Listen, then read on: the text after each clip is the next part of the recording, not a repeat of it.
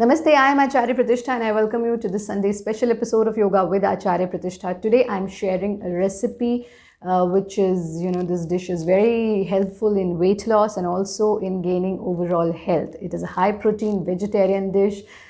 This is called paneer crumble and it can be made very easily. And once we put the Indian spices in it, the world knows now how beneficial and how helpful Indian spices are to fight the bacteria, to fight the infections, and to keep you healthy. So have a look at this wonderful recipe. Have it. You can have it every day. It is high protein. It sheds those extra kgs from your overall body. Opt vegetarianism. Stay happy, blessed, and blissful. Thank you so much. Dhanyavad. Hari Om. Jai Hind.